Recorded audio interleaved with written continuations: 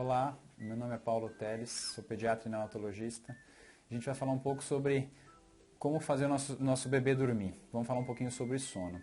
Acho que é importante a gente começar falando sobre segurança. Como é que a gente vai colocar o bebê para dormir? É muito importante falar sobre a maneira segura e o que vai diminuir o risco de um nome feio, de uma situação que a gente sempre teme, chamada síndrome da morte súbita, que é o bebê, na verdade a gente não sabe ao certo a causa, mas tem uma associação muito grande com a posição que o bebê vai dormir no colo. Então existem várias teorias, né? A principal delas é que o bebê acaba respirando o mesmo ar e aí ele acaba aumentando a respiração, aumentando a incidência de gás carbônico, que muitas vezes faz uma asfixia. Na verdade, não tem associação com regurgitação ou com engasgar com o leite. São duas coisas completamente diferentes. E como a gente vai proteger o bebê? É importante a gente falar um pouco sobre o berço. Então, o berço do bebê tem que ser o mais simples possível.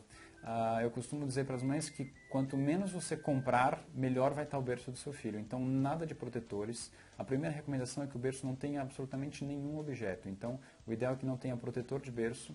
As almofadas podem dificultar a respiração do bebê. Se ele se movimentar e ficar muito próximo, ele vai ficar respirando o mesmo ar.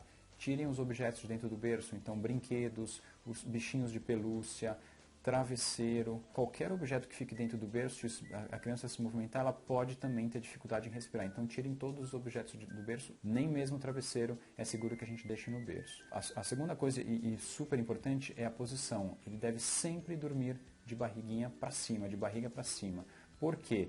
Porque isso também diminui o risco dele asfixiar. Se ele ficar de lado, ele tem mais chance de virar de barriga para baixo, e a gente sabe que essa posição de barriga para baixo é a posição que traz mais risco para o bebê.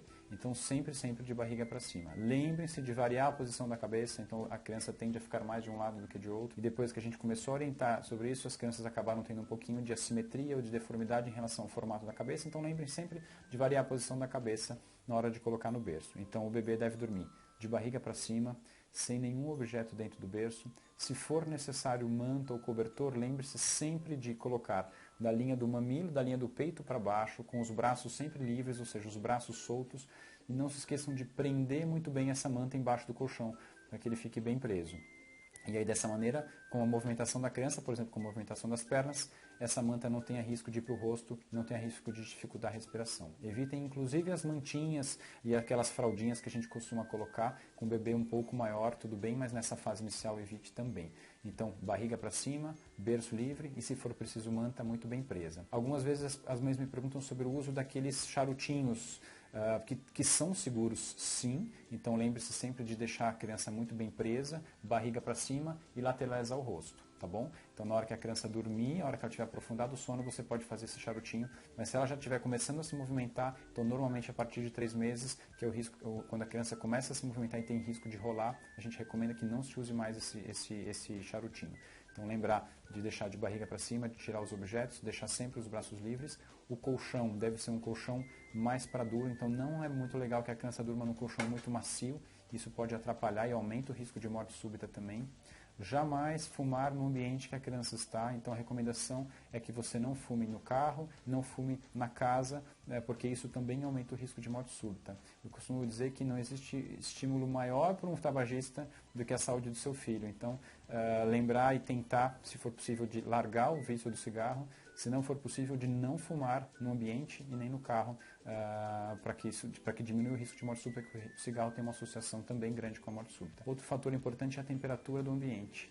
A gente tem mania de achar que os bebês precisam de mais mantas, de mais roupa do que os adultos. Isso não é uma verdade. O aumento de temperatura ou uma temperatura muito baixa também pode aumentar o risco de morte súbita, então lembrar de deixar a criança num ambiente fresco. Uma dica prática é uma muda de roupa a mais, uma roupinha a mais do que o adulto ficaria nesse ambiente.